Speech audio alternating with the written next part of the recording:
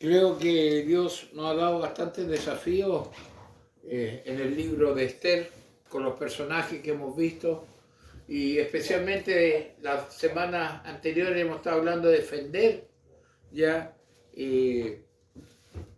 los ataques, defendernos de todas las estrategias que el enemigo, el mundo está en contra de la palabra de Dios, y veíamos también el desafío que teníamos de poder prepararnos. Y hoy día vamos a estar mirando sobre el deber de proteger a las nuevas generaciones. ¿Ya?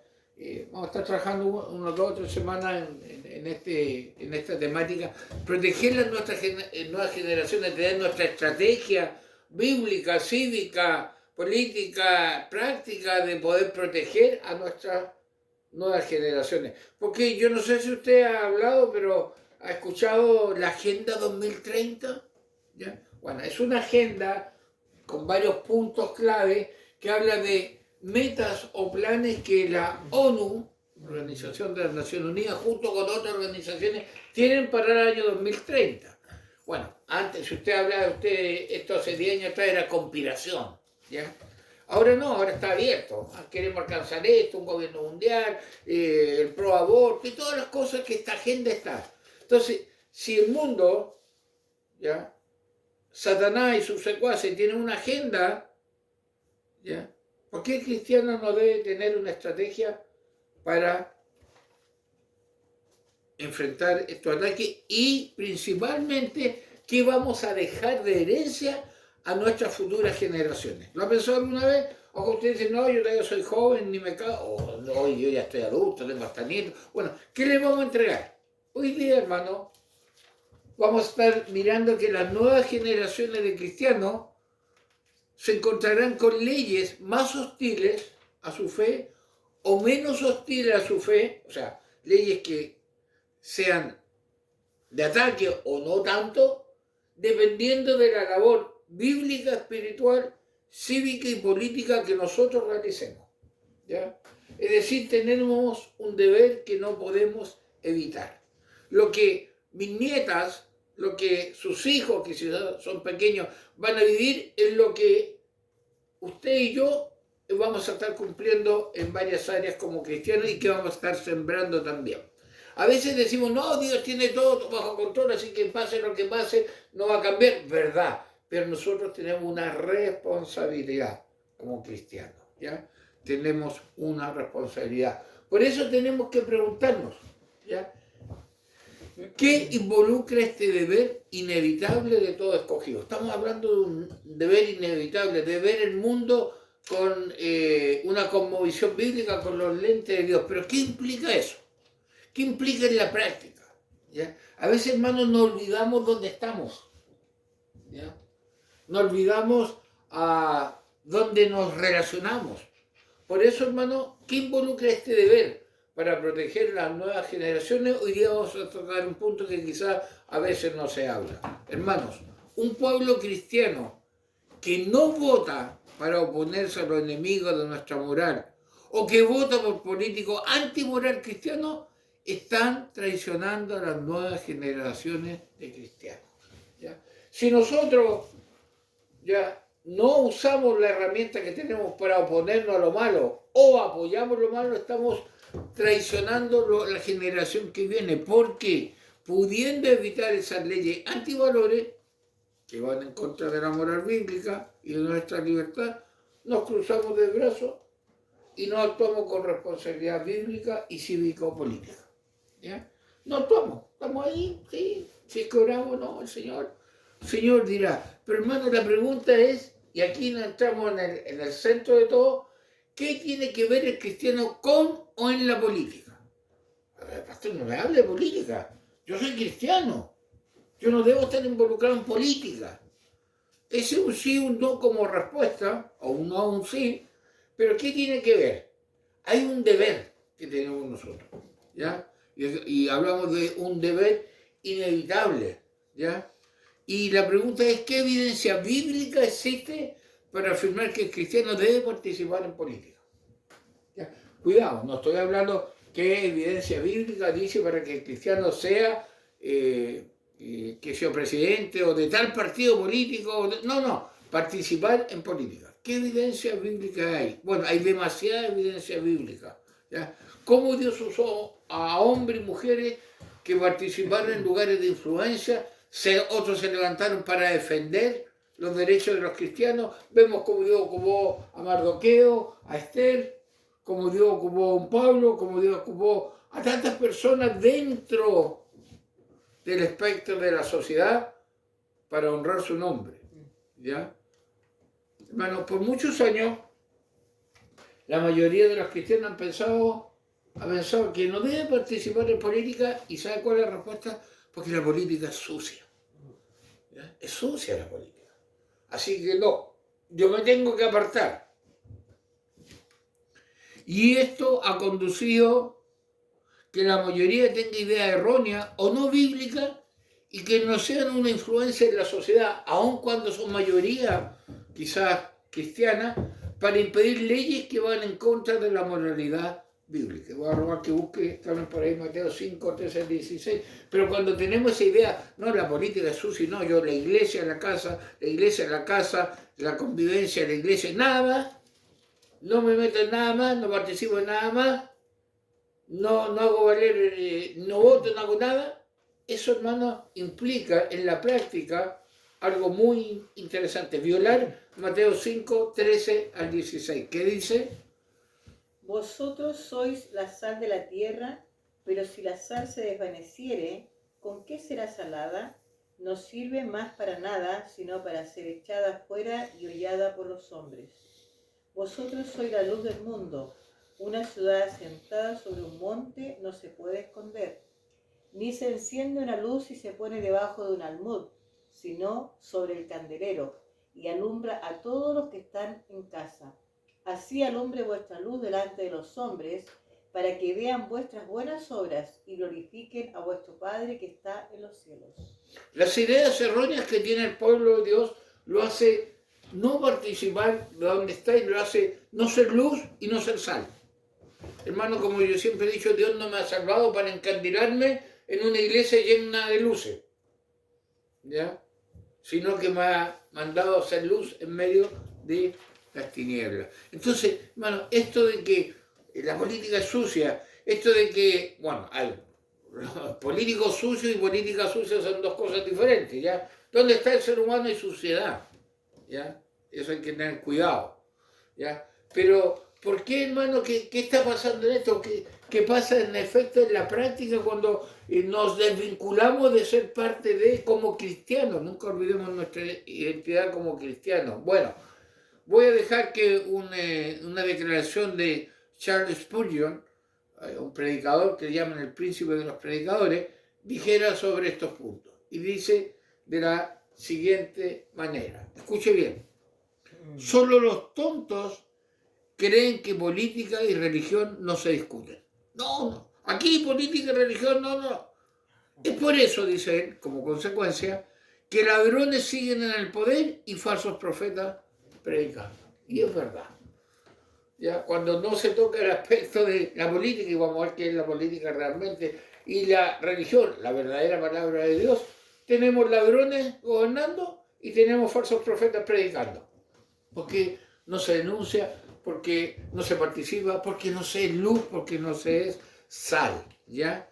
Entonces, hermano, debo evitar los extremos como creyente cuando hablo de política, porque somos muy extremistas nosotros, ¿ya? Cuando se habla de vida cívica, de estar en medio de... Hay dos extremos que tengo que evitar, dos extremos.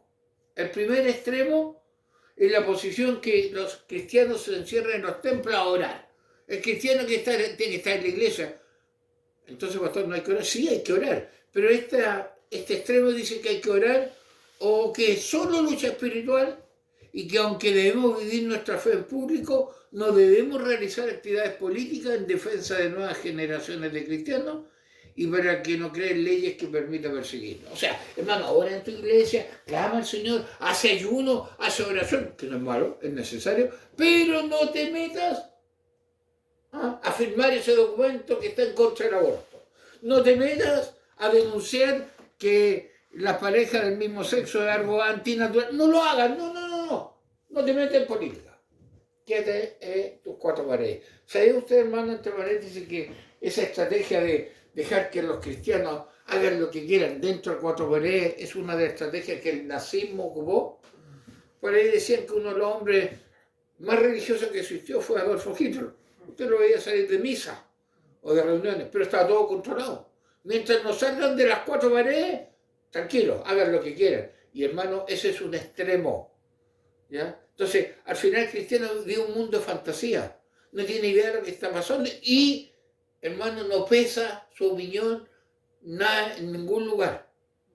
Porque no está haciendo luz, no está haciendo sal. ¿Cuál es el otro extremo? Cuando hablamos de vida cívica, de política. La otra posición es la de algunos que se asocian a políticos de izquierda o de derecha. ¿Pero con qué? ¿Con intereses personales de poder o buscando algún beneficio para su organización, aun cuando la filosofía política y los proyectos de ellos son anti-Dios, anti-ética bíblica, ¿ya? Y por lo tanto, como se asocian con estos políticos, se asocian con estos anti-Dios y anti-ética bíblica, no pueden denunciar la inmoralidad de ellos. E inclusive la aparente ética bíblica que ellos tienen, como que se la aceptan. Mi hermano, es todo estrategia. Se convirtió, son cristianos, habla de Dios. Hermano, los demonios creen y tiemblan, pero no se arrepienten. Entonces son los dos extremos. O me encierro en la iglesia y en mi mundo de fantasía, o realmente me voy al otro extremo. ¿Ya? Estoy codo a codo, mano a mano, con personas antibíblicas, antiéticas, antidios. Ningún extremo es bueno, hermano. Ningún extremo es bueno. Por eso es necesario que comprendamos varias cosas. Y aquí quiero que nos vayamos con cuidado. Primero que nada, ¿la lucha es espiritual? Sí, es espiritual. Sí, la lucha es espiritual, sí, es espiritual. ¿Necesitamos orar? Necesitamos orar. ¿Necesitamos estar en comunión con Dios? Sí, espiritual. Pero, aquí está, hermano, y esto usted debería tenerlo muy pendiente, la iglesia como institución no debe participar en política. La iglesia como institución no debe participar en política. La iglesia como institución no debe participar en política. O sea, no tiene que haber iglesia de izquierda, derecha, centro, radicales, PP, no, ninguna iglesia. Iglesia como organización. Bueno, pastor, usted recién me está diciendo, se está contradiciendo, espérate un poco. Los miembros de la iglesia son ciudadanos del reino celestial. Entonces, una lucha espiritual, amén. La iglesia como institución no debe participar en política, o sea, espero que nunca en su iglesia haya un político detrás del púlpito. ¿Ya? Porque el púlpito no está para promocionar política de ningún tipo. Y los miembros de la iglesia son ciudadanos del reino celestial. Pero, aquí viene la gran diferencia, deben cumplir sus responsabilidades cívicas en los reinos terrenales. ¿Ya? O sea, somos del reino celestial, tenemos ciudadanía celestial, pero tenemos responsabilidades cívicas en el reino terrenal, en nuestro país. Y que siempre, en todas circunstancias, deben denunciar la maldad y luchar legalmente y bíblicamente para que nuestros valores no sean destruidos. Ni se nos impida tener los mismos derechos que tienen los que intentan borrar del mapa la ética bíblica. ¿Qué quiere decir esto? La iglesia no debe, como organización, participar en política. Yo soy miembro del reino celestial, pero también soy ciudadano chileno. Por lo tanto, mi deber en todas circunstancias es denunciar la maldad. ¿Cómo? Legalmente y bíblicamente. ¿Para qué? Para que nuestros valores no sean destruidos. Y eso lo puedo lograr a través del voto, lo puedo lograr a través de la participación, que no vaya contra mis principios bíblicos dentro de mi deber cívico como ciudadano chileno. ¿Ya? ¿Por qué no podemos tener los mismos derechos que tienen los que quieren destruir la ética bíblica? ¿Ya? Tenemos, hermanos, los mismos derechos de opinar, tenemos los mismos derechos de votar, o de ser políticos que vivamos los principios bíblicos, ahí está la diferencia, que luchamos para que las leyes incluyan nuestros aspectos morales y nos permiten la libertad de religión, expresión, reunión, etc. Tenemos los mismos derechos. Por lo tanto, nosotros tenemos que accionar cristianamente y usar las herramientas legales y correctas que nos entrega nuestra sociedad. Y ahí estamos cumpliendo nuestra labor de sal, nuestra labor de luz. ¿Ya? No sé si me capta la idea. No estoy diciendo que la iglesia el día de mañana tenga un símbolo y sea pro. No, la iglesia es de Cristo, la organización. Pero el cristiano, ¿qué pasa si es el cristiano abogado? ¿Qué pasa? Hay cristianos que están en alta esfera, hermano, hay cristianos que están en puestos clave. Y ellos deberían en ese aspecto tener los mismos derechos y luchar por una ética bíblica moral.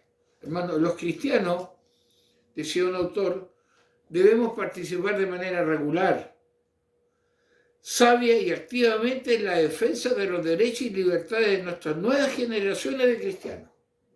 ¿Cómo?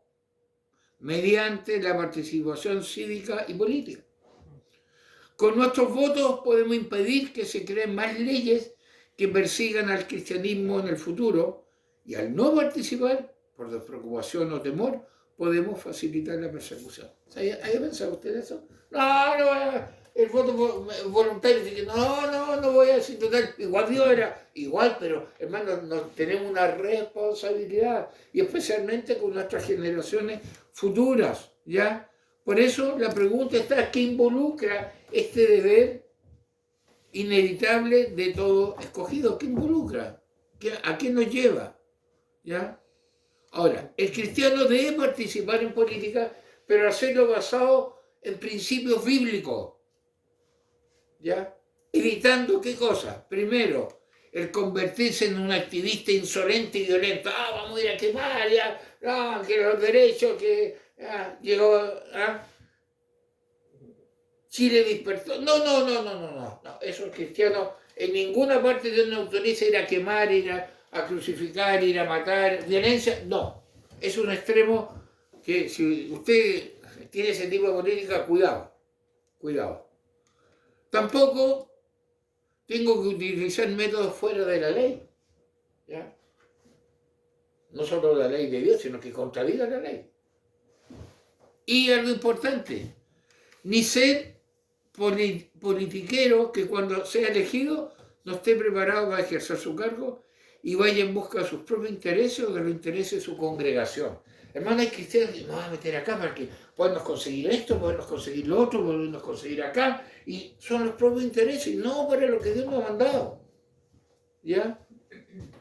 El cristiano debe participar bíblicamente, y para aquello solo pueden hacerlo los que están preparados profesional y moralmente, aspirar a esos cargos. Ese es el cuidado que hay que tener. Hermano, el ignorante, tanto bíblico como secularmente, no debería tener cargos, porque va a ser muy fácilmente que lo manipulen. En cambio, el cristiano preparado tiene que involucrarse para hacer luz, ¿ya? Y eso es algo importante, hermano, porque uno habla y dice, usted no está hablando de política, ¿sí? Pero sí, espérese un poco, ¿qué es la política? ¿Se ha preguntado usted alguna de eso? La política izquierda. No, vamos. Hay un montón de definiciones, hermano, pero hay una muy sencilla que nos ayuda a comprender que a veces porque no entendemos simplemente el significado de la palabra. La política es el arte de servir a su nación, a su gente, de muchas maneras. Cuando yo sirvo a otro, cuando estoy sirviendo a mi país, cuando estoy ayudando al prójimo, estoy haciendo política, ¿ya? Y no solamente teniendo un puesto en el gobierno, siendo de un partido político, no tengo necesidad de firmar por. No, porque cuando sirvo, y especialmente como cristiano, estoy haciendo una política. Estoy siendo útil, ¿ya? Porque, hermano, existe política en todo. ¿Usted ha escuchado la política económica? ¿Ya? La política. Sí, porque es el arte de servir. Entonces, las leyes son creadas por políticos. Usted sabe que acá en Chile, como tenemos nosotros en el Senado, hay diputados, hay tribunales y todo. Entonces, las leyes son creadas por políticos. Y aquí va la clave. Aquí entra usted. Y todo ciudadano participa en política, lo crea o no, porque es el encargado de ¿qué? De opinar, de elegir o no elegir a quienes profesionalmente se dedican a la política local o nacional. O sea, yo digo que no, pero yo tengo mi deber y mi participación es elijo o no elijo, digo sí o no a los que profesionalmente van a ser políticos. Ahí está una de mis labores. Ahí está una de las razones que a veces yo olvido, ¿ya? Entonces, veamos algo muy importante. Quien vota o no vota, quien da su opinión a su favor de un candidato o a favor de otro, quien da su opinión a favor del voto o en contra de realizarlo, quien se elegía un servicio público y quien lo elige o quien lo rechaza, todos participan en política. Aún con su opinión respetuosa, el voto o de cualquier manera. Cuando usted de repente pregunta, bueno, no me diga nada, no, eso. Ahí usted está haciendo política, está opinando. Ya, voy a ir a votar. Ahí usted hizo política. Ahora, como cristiano, tiene el derecho y tiene la obligación de opinar y de decidir con su cosmovisión bíblica, ¿ya? Y para, hermano, poder proteger a nuestras futuras generaciones de cristianos, debemos utilizar legítimamente las herramientas cívico-políticas que nos otorga aún nuestra nación soberana. Todavía tenemos esa herramienta, utilicémosla. ¿Que le vamos a cambiar lo que Dios tiene estirado? No, pero somos responsables de cómo usamos nuestros deberes y cómo somos sal y cómo somos luz. ¿Ya? Entonces a veces que yo digo, no, yo me voy a la iglesia, ahora me voy a la conferencia, ahora me voy a la confraternidad, y que el mundo, ahora, porque el mundo no es mi hogar, canta. Es cierto, pero estás en el mundo, participas del mundo, tú votas por el mundo te coloca impuestos, el mundo y tienes que ser parte activa. ¿Ya? Lo importante de nosotros es que sabemos que Dios está detrás de todo lo que suceda, que Dios tiene control, pero que tiene un pueblo que tiene que activar. ¿Ya? Por eso, hermano, es muy importante recordar algo que dijimos la semana pasada. Nuestra cosmovisión bíblica nos obliga a participar para influenciar, hermano. Nuestra participación no tiene que ser, estaba, hermano, no, tiene que influenciar. Influenciar no significa que estoy diciendo que lo voy a cambiar, pero voy a influenciar. No, yo tengo bien claro que fulano tiene su postura. Eso es influenciar. ¿Ya? Eso es ser usado por Dios. No participamos en la vida cívica o política para aprovecharnos del sistema o caer en la corrupción, sino que para ser sal, para evitar la corrupción y que alumbre la oscuridad moral. ¿Ya? Para eso participamos. Y todo esto en la práctica, hermano, es política. ¿Le quedó más claro? O sea, cuando yo sirvo al otro, y especialmente un punto de vista cristiano, estoy haciendo política. El problema es que lo tenemos metido, política, izquierda, derecha, centro, presidente, que se llama el uso, y en todo lo que andamos diciendo. Sí, eso es lo que se vende, es el producto que se vende. Pero de una perspectiva bíblica nosotros estamos involucrados en. Y hay algo interesante, hermano. Hay algo muy, pero muy interesante. Mire. Basado en lo que hemos visto hoy y también durante 37 semanas, lo que hemos estado observando en el libro de Esther, veremos un poquito la historia bíblica en cuanto al aspecto político. A ver, no se asusten. Mire, cuando nosotros vamos a la Biblia, a la palabra de Dios, nos damos cuenta de lo siguiente. Hoy día vamos a empezar a ver, es más desafiante, pero hoy día vamos a empezar. Adán y Eva, los primeros seres humanos, recibieron la orden de gobernar y ser buenos mayordomos de la tierra. ¿Se ha olvidado eso? Llenar la tierra, sojuzgarla, fructificar, multiplicar, llenar la tierra y sojuzgarla.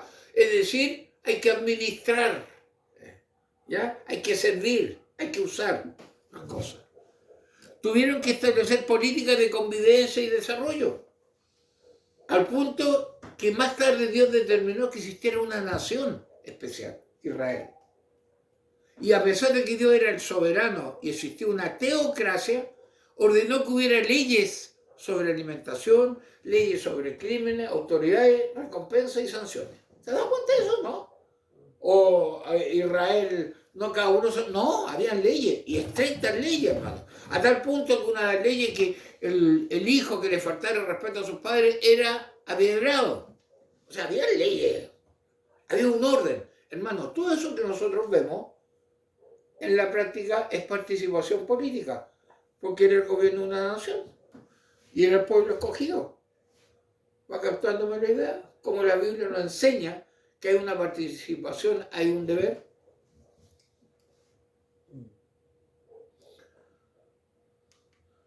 Dios a su pueblo especial le dio la orden de organizarse. ¿Ya? Eso usted lo mira. ¿Y eso es político? ¿Ya? Eso es servir, eso es organizarse, eso es distribuir. ¿Ya? Veamos, sigamos con el ejemplo. Moisés nombró líderes de decenas, de centenas y de millares. ¿Se acuerda usted de ese pasaje? Moisés estuvo abrumado al intentar gobernar solo, al punto que había dejado a su esposa y a sus hijos con su suegro. Este le visitó no solo llevándole la esposa y los hijos, sino también para decirle que era un error gobernar solo y que debía nombrar a otros líderes. ¿Me va a captar de idea?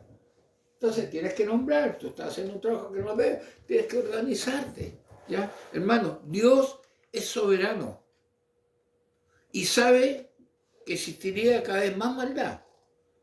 Por eso ordenó un líder que debía establecer un liderazgo para que gobernara la nación y para que lidiara con la maldad de esa sociedad. Y eso es vida política. ¿Ya? Interesante. Adán y Eva, el pueblo, Moisés, y vamos a seguir viendo. Pero usted se va dando cuenta cómo se va involucrando, cómo tenemos que estar involucrados. Por eso, como lo dijimos al principio de este mensaje, hermano. Al mirar el libro de Esther, todo lo que hemos estudiado, 37 semanas, todos los principios que hemos sacado, estamos viendo los personajes, estamos viendo cómo Amán, cómo la maldad, cómo los almanes del siglo XXI están activos, cómo tenemos que defendernos y cómo nosotros tenemos que proteger a las nuevas generaciones de cristianos. Si hay una agenda 2030, no nos tenemos que olvidar, hermano, que las nuevas generaciones de cristianos se encontrarán con leyes más hostiles o menos hostiles dependiendo de lo que yo haga hoy. En mi labor bíblica, espiritual, cívica y política que tengo. Nuestra cosmovisión cristiana nos obliga a participar para influenciar. Y ahí está el desafío que tenemos que hacer para proteger. ¿Ya? Sabiendo que Dios tiene control, pero sabiendo que nosotros tenemos una responsabilidad.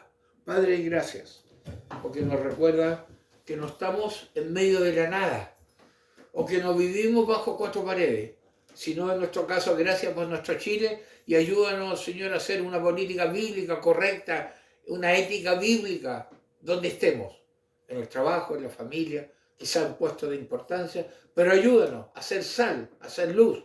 Señor, ayúdanos a participar, pero para influenciar y para que tu nombre sea glorificado. Te lo pedimos a través de Cristo Jesús. Amén.